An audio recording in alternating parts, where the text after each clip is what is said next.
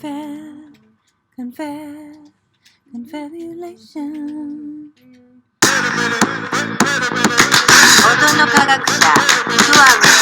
Reject conspiracy theories because they are conspiracy theories, which is not a sound argument, or the other people who believe everything is conspiracy. And I think the truth kind of is in between. But these people, we have to sort of understand them in categories. Some of them don't trust the government, and they need like just to see more data and more facts, because after all, they're submitting, they're giving their body, to the doctors, and basically they need to sort of understand and learn more about the process. And when they see what happened with Johnson & Johnson, like, so sort of it pushes them to sort of reject it more. Other people are into this microchip alien controlling, so they have their own sort of theories, which again, we need to be able also to converse with them.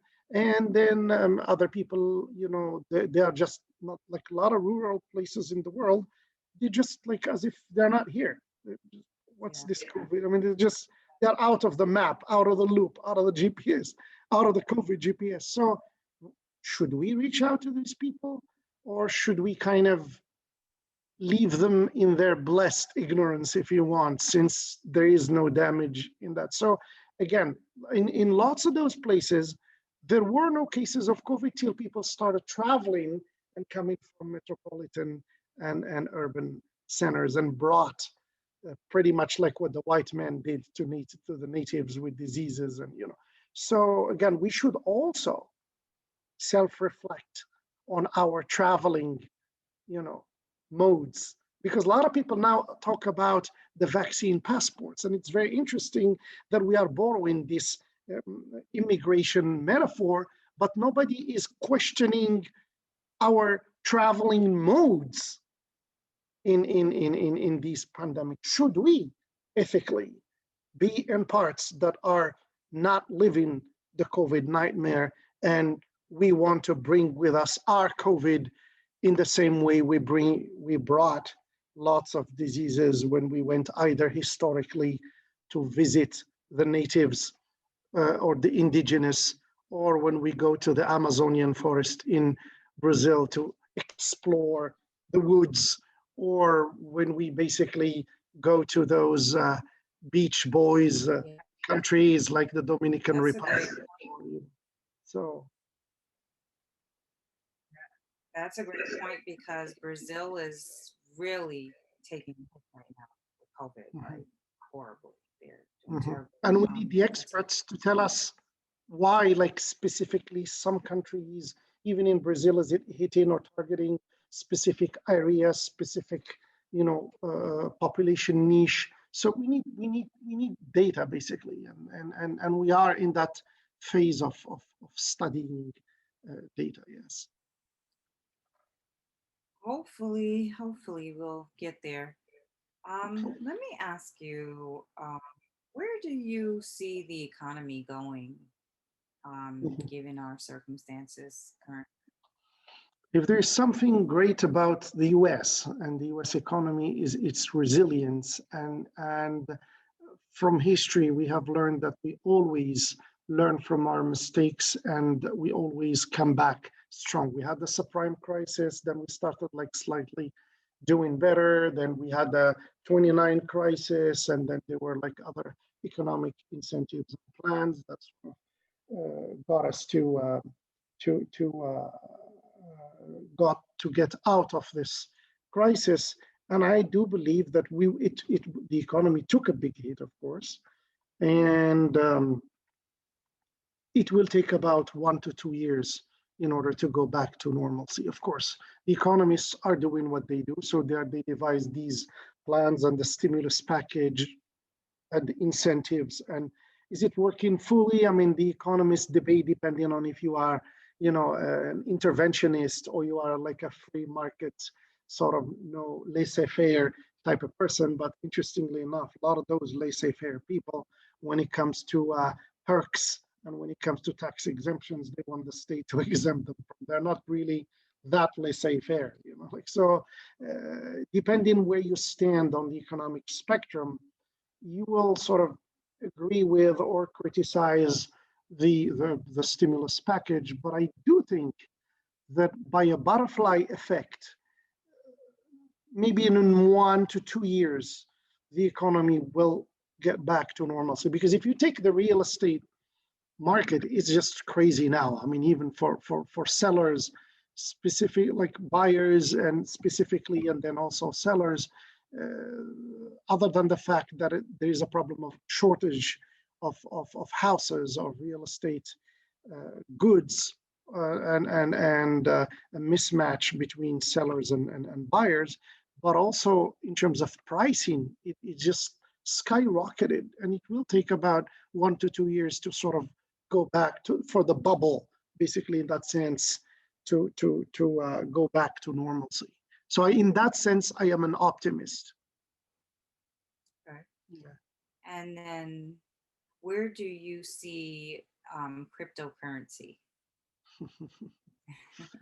I mean, again, it's new. I mean, it's something that just not just, but like that started now with this Coinbase and Dogecoin and Ethereum, and I mean Bitcoin has been crazy, acting in an erratic way, and then some leaders of those cryptocurrencies sort of took the money and just went away. So there are like risks, encompassing or covering this whole idea, but also because there are profits, and in finance we know the more you the riskier it is, the more profits you generate. I mean, that's something that we know it from informal economies, the dark web, cryptocurrency, which started sort of a little bit in that vein and spirit, and it's making its way towards standardization, towards integrating, the normal economy. But that put aside, from a financial point of view, that put aside, philosophically, what we need to get out of this is that money as we know it is definitely changing. See, we are entering again a new phase where labor and millennials, we should thank them for being quick-witted and understanding that working an 8-hour day shift is slavery in its new form. And they are fighting their own parents who keep pushing them to be very classical and go get a degree, get a loan, go work from 8 to 5, and we know the rest of the story. Boring, they tell us, because they're very smart. We should also be able to listen and accept that we are entering a new era. It's like with academia. I teach at the university. Go ahead. I've got the curriculum whenever the world is ready for it. Exactly. We need to be, whenever there's something changing, evolving, we need to sort of, ride that way. Even not to be like, not to be a person of fashion. I'm not.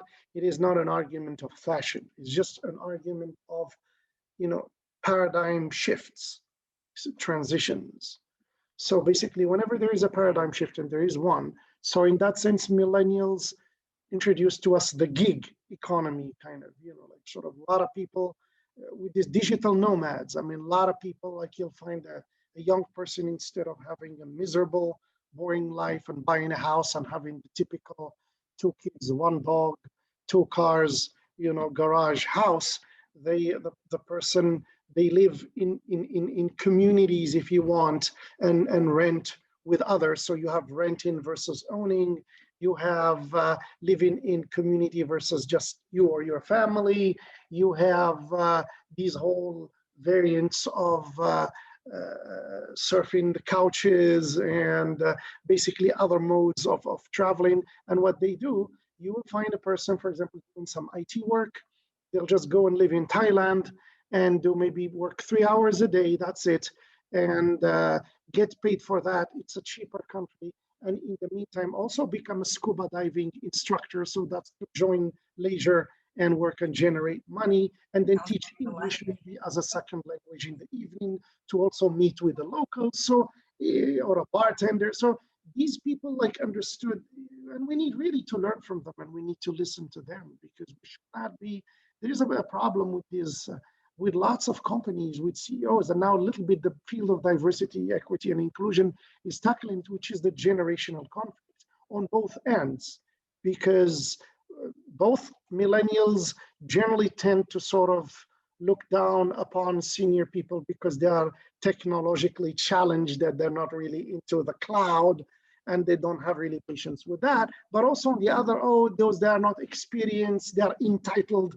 I mean, this horrible, description of they are entitled. I mean, and if we really seriously want to tackle philosophically the issue of entitlement, we should really ask more educational driven, both education as curriculum or education as family values. Why are we becoming entitled more? Is it our TV shows? Is it the Jerry Springers and alike? Is it what's going on? I mean, what makes, if we want to tackle the entitlement issue, the sense of entitlement cannot become this buzzword, because now we are into these sexy buzzwords. It's like with diversity and inclusion. A lot of companies are doing it just to check, basically, sort of, let's have a mishmash, multicolor, and hug each other and say cheese to the camera, and instead of having it being grounded, and being part and parcel of the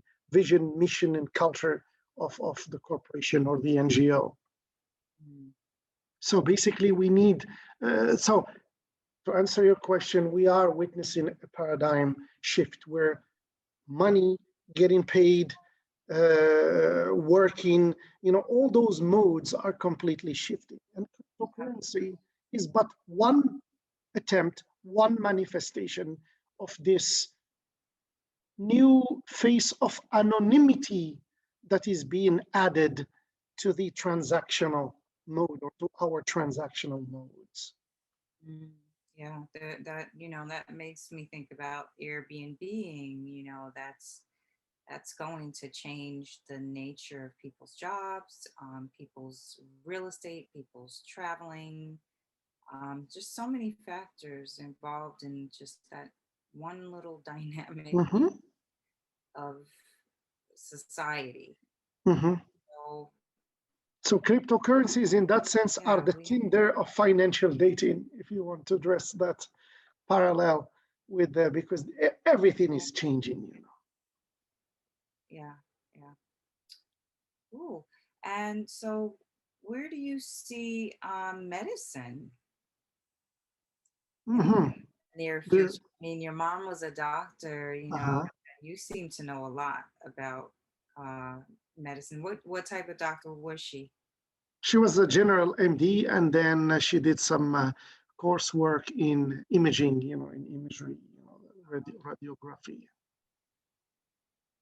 So, She graduated from Spain, and then yeah, I mean, she did a great job. She was among the early, women from Morocco, because I'm originally from Morocco, that that became physician, specifically in the northern part of the country. I have three citizenships. I am a Canadian, American, Moroccan. So I always describe myself as a citizen of the world. So, and I have been a nomad myself, lived and worked in 5 different countries, and even in the United States. I have also carried out this nomadic style. I have lived in Washington, D.C. primarily, and then Montana, California. So basically, I see medicine as trying to tackle certain realms that pertain to the moral philosophy area, like, can we become immortal? What do we do with aging? What do we do with immortality? Can we, if we are really sick and we are hurting ourselves and hurting others, can we allow ourselves to engage in euthanasia? Those are like some of the challenges that should we live longer, is the quality of our life better or not better? Because on the one hand, people are living more, so this life expectancy